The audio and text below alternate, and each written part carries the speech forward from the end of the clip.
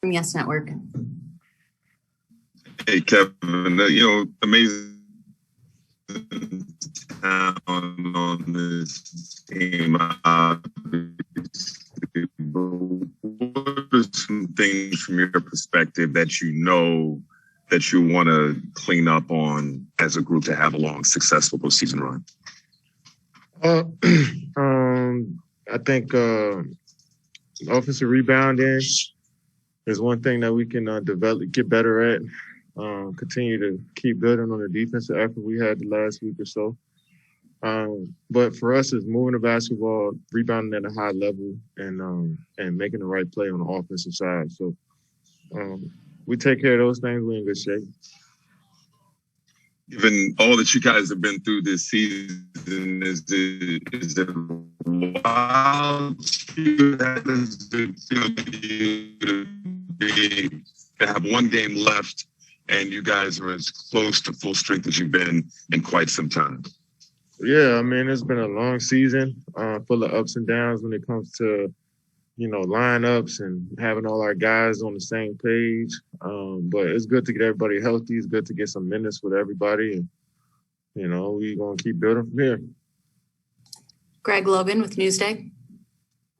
Kevin, is there any concern? It seemed like everybody was a little bit rusty, not used to playing with each other.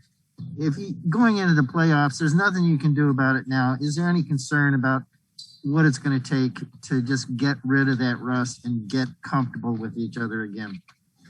To be honest, man, I mean, I think the timing of the game, just the significance of the game, that probably was, can be a factor into, I guess, rust. But I think they started off the game hot. We came down and, held them 34% shooting. After that, we were all on the same page defensively.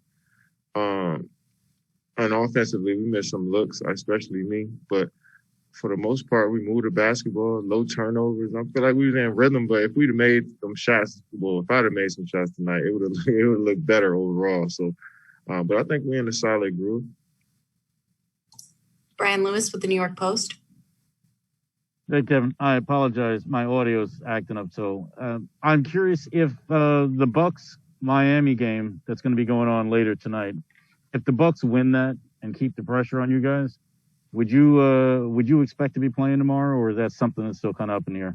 Yeah, I expect to play. I mean, we want to finish the season off, so I'm sure we're all looking at that game and seeing what happened. And just for rhythm and, just to get back on the court again, I want to play. So, but we'll see what happens tonight. We all, like I said, I always trust the coaches and training staff to make the right decisions. But as a basketball player, I definitely want to be out there regardless. Malika Andrews with ESPN. Hey, Kevin, in the conversation of sort of the hypothetical in the week you have to study versus the in-game experience and chemistry building, what does this one game, even if it's just one more, do for you versus having this week to kind of prepare and look at film, but not have a live opponent to play more games with groups you haven't played a ton with this season? If we're on the same page on the defensive side of the ball, which we've been, and the offense will start to come around as we get more comfortable and guys get more minutes. James been on the minute restriction, so he's been in and out the lineup.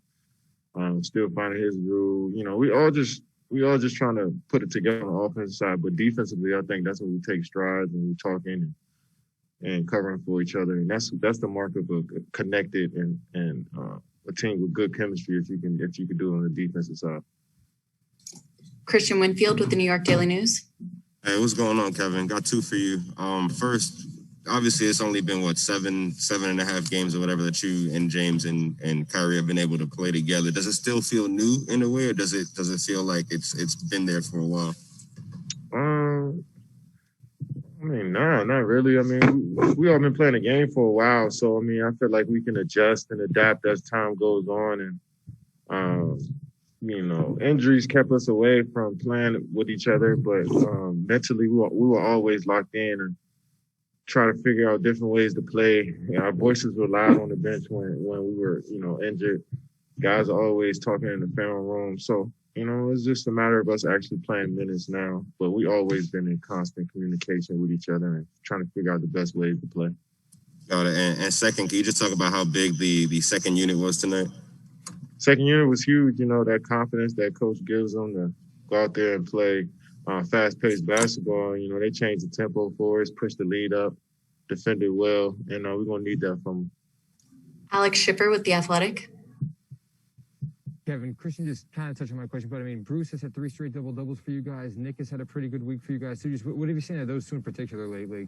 Yeah, I think they're doing a great job of being available. A lot of teams, last couple of weeks, I feel like a lot of teams are selling out to stop our actions at the three-point line or in our spots to score.